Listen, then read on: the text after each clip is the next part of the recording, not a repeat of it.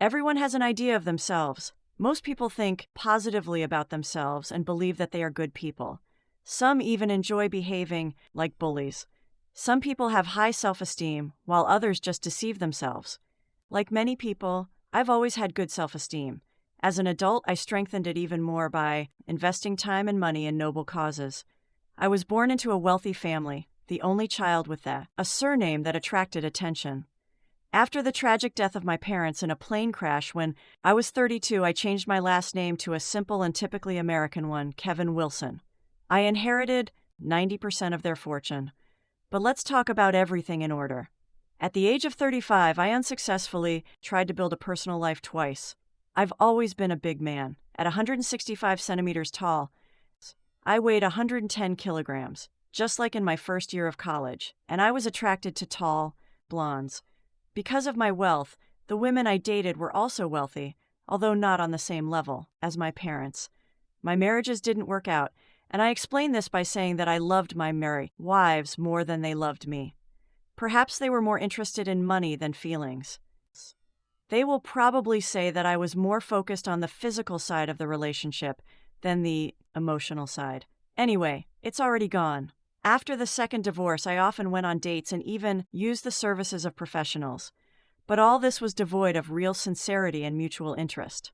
I founded a charity called Help for Shoes HBS, which helped unemployed people develop professional skills.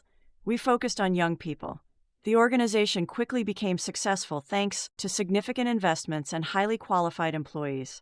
Interestingly, only one person in the organization knew that I and my funding were behind everything. For the rest, I was just someone who was engaged in purchases, although I often went to the field and helped in workshops. One of the best employees at HBS was Jeff Jameson, a man with a pronounced personality and excellent skills in working with our clients. His wife, Ashley, was the exact opposite of Jeff. Ash is a short brunette with a brusque manner that I've never really liked. She seemed rude, self-confident, and always ready to express her opinion. Despite this, she was somehow devoted to Jeff, and their marriage seemed strong. At one of the corporate events, Ash was more noisy than usual and made an unpleasant comment in response to a dance song. I couldn't stand it and said, "Ash, don't you ever get tired of being rude?" With these words, I decided to turn the situation into a joke, raised it, took a couple of dance steps, and lowered it. To my surprise, instead of anger, she laughed. This changed our communication a bit, making it more relaxed in subsequent meetings. Over time, our relationship improved. At one of the events, Ash got drunk and came up to me and asked for advice about a gift for Jeff. The conversation took an unexpected turn, but I took it as a joke and answered just as easily. In the end, this episode remained just a funny story, and my thoughts focused on how I can further develop my life and my relationships, while remaining true to my beliefs and values. "Okay, I'll call you," she said. Then she stood up, and when her face took on a strange expression, she fainted. I managed to catch her so she wouldn't fall. I carried her to the couch in the alcove and went to look for Jeff. Jeff was embarrassed, but he also drank a lot. He tried to pick it up but dropped it. I picked her up again. "Listen, Jeff," I said, trying to keep my voice as calm as possible. "Do you mind if I take you and Ash home? I can give you a ride tomorrow to pick up the car." I didn't drink. It took him a few seconds to agree. "Of course, thank you." When I took them home, I had to help Jeff carry Ash to bed again. Jeff thanked me profusely. We exchanged contact so that I could take him to pick up his car the next day. When I got home, I couldn't get Ash out of my head. To distract myself, I decided to call one of my friends, with whom I sometimes spent time after the divorce. Despite the late hour, she came, and it helped me to distract myself and calm down. The next morning, after my guest left, the phone rang. It was Ash. "Hi, Kevin. Thank you for taking us home," she said with a sincere tone. "I was glad to help," I replied. "How are you feeling?" "Surprisingly good, considering all the booze. Jeff asked me to see if you could take me to get a car." "Of course," I said. "When will it be convenient for you?" "In 15 minutes?" "Agreed," I replied. When I arrived, Ash was already waiting for me at the house. We chatted all the way to her car. At the end of the journey, when we got to the place, she asked us to turn off the engine for a while. "We need to discuss something," she began. I tensed, afraid that she would remember our conversation at the party. "Don't pretend," she continued with a slight smile. You promised to help me make Jeff a great Christmas present. What are you talking about? I asked, trying to look innocent. You know, she replied calmly. We discussed this yesterday. You said you could help me with the money. I tried to turn the conversation to something else, but Ash continued confidently. She explained that her request was just a way to please Jeff and that it would remain between us. It's just a deal, she said. You're helping me. I'm helping you. It's simple. We will not complicate this with any personal questions. Although this situation was extremely awkward, I did my best to keep my composure and avoid further discussions. Pick me up on Tuesday at lunch. Here's my boss's business card. Call the direct number when you get to the building and I'll come right out. Thanks for the ride. She smiled and got out of the car, heading for her car. I was like a zombie for the rest of the day. It was hard to get rid of the thoughts, knowing that Ash was Jeff's wife, but not enough to give it all up. I was trying to figure out why I was so attracted to her. Her appearance was attractive, although not exactly my type, and her behavior made her mysterious. Nevertheless, I had conflicting feelings. I picked her up at lunch on Tuesday as planned. We went to the clinic to get tested. All the rapid tests were negative, and for the rest of the results it was necessary to wait a week. It took a whole hour, not counting the road. Okay, now we only have an hour, and I want to get the first half of the payment now. $750, she said, getting ready to get out of the car. How do I know you won't just take the money and change your mind? I asked. I won't change my mind, she replied in a serious tone. I'll tell you what, I'll give you $400 now, and the rest when it's done. I said, taking out my wallet. That's settled, she said, taking the money. We agreed to meet in a week after the final test results are ready. I decided to rent a hotel room near her office. Why not at your place? She was surprised. I have my reasons. You'll like the hotel, I replied. The thing is, I didn't want anyone to know how rich I was. Outwardly, my life was modest. I drove a Toyota Prius, although I had more expensive cars in my garage. My house was worth several $1,000,000, but I tried to hide my fortune. Okay, she replied with a shrug. I felt tense for the next few days. Every time I saw Jeff at work, I had remorse. An important day has come. We met at the Hyatt Hotel, which was a short walk from her office. We need to do everything in an hour, she reminded us as we entered the elevator. The hotel room has been improved compared to the standard rooms. However, I told her that it was a regular room. Ashley looked relaxed, but I kept wondering if this was the right decision. Her behavior was filled with mystery and unique energy, which attracted me more and more. At every moment with her, I felt tension and excitement, trying to understand my feelings. She seemed very sensitive and emotional, and our communication became deeper and more sincere every day. Ash was a person who combined strength and vulnerability, and it amazed me. After we spent some time together, we developed a strong bond based on mutual understanding and trust. We tried to treat each other with respect, support, and inspire each other. When I finally pulled away, we were both exhausted. I turned Ash around so that her head was on my shoulder, and we both fainted rather than fell asleep. When we started moving, I looked at my watch. Grimming, I noticed that the time was 2:08. She was supposed to be back at work by 1:30 at the latest. I woke Ash up. Oh, that was great, she smiled. That's an understatement, I replied. But the problem is that it's already 3:00.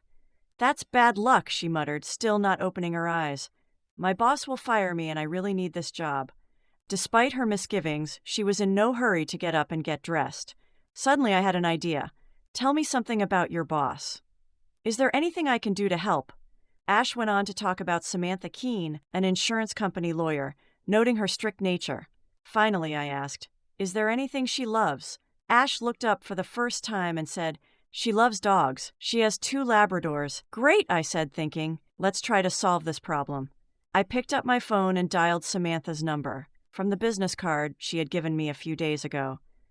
Samantha Keene, she replied. Miss Keene, I'm calling at the request of Ashley Jameson. She helped the dog, which ran out into the roadway, and unfortunately was injured in the process.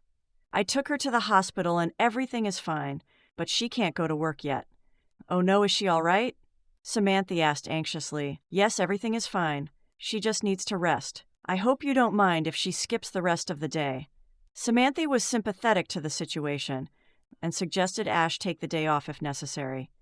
When Ash finished talking to her boss, she smiled, you just saved me. We discussed what happened and Ash laughed. She even offered me a day off tomorrow. Now I'm definitely making an impression on her. After that, I helped Ash pack up and we went home. Before saying goodbye, I offered her a small neck brace for persuasion. Ash smiled and thanked me for everything I had done for her. The next day, I decided to take another step. I sent roses to Ash and Samantha, with thank you letters on behalf of the fictional owner of the dock. Ash called me during lunch and told me that she had become a real heroine in the office. "You really are something," she said, laughing. "Thanks for everything. We agreed to meet again next weekend, when she has the opportunity." "Sounds good to me." I chuckled. "I'll pick you up Sunday at the same place." "I left you yesterday at noon, but I won't pay you this time." "I don't need money for that," she laughed. "I feel guilty for taking them last time." Interesting, I thought.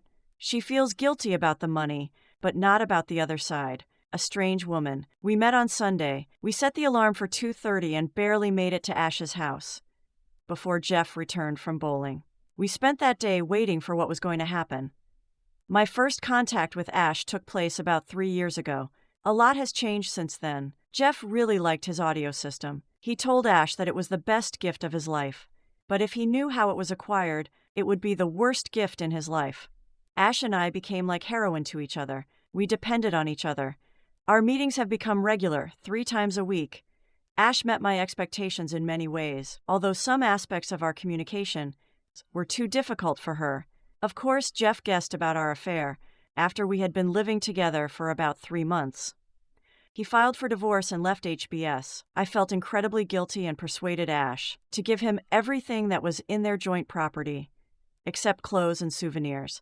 To convince her of this, I had to tell her about my real financial situation and promise her a large sum to her personal account after the final divorce. I also made sure that Jeff got the job he wanted, with additional bonuses. However, the consequences of this affair and its effect on Jeff have destroyed my self-esteem. Despite my charitable work, I couldn't get rid of the guilt inwardly.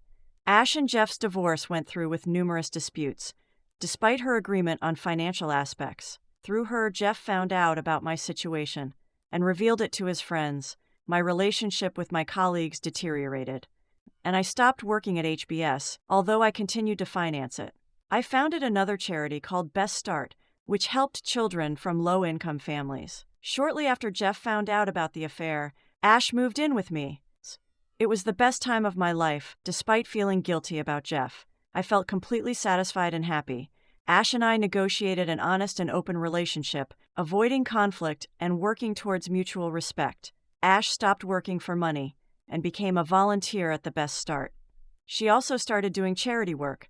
We enjoyed spending time together, traveling, attending film and play premieres, and doing outdoor activities. Incredibly, our mutual attraction has not faded even after years. Every time we went to new places, we were always glad to see each other.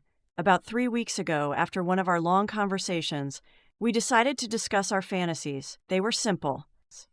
"I'd like to make your fantasy come true, Kevin," Ash said one evening. "What do you mean?" I asked. "Well, the only way to bring it to life is if I become a mother. So starting tomorrow, I'm stopping taking the pills," she said calmly. "Do I have anything to say about this?" "Of course," she replied. "You can make your own decision. I'm not insisting." This conversation made me think. I've always wanted an heir, and maybe it was a sign that it was time to make this decision. I think I'll be ready to take the next step in my life soon. I'm not going to say it's time to say it's time to say it's time to say it's time to say it's time to say it's time to say it's time to say it's time to say it's time to say it's time to say it's time to say it's to say it's time to say it's time to say it's time to say it's time to say to say it's time to say it's time to say it's time to say it's time to say it's time to say it's time to say it's time to say it's time to say to say it's time to say it's time to say it's time to say it's time to say it's time to say it's time to say it's time to say it's time to say it's time to say it's time to say it's time to say it's time to say it's time to say it's time to say it's time to say it.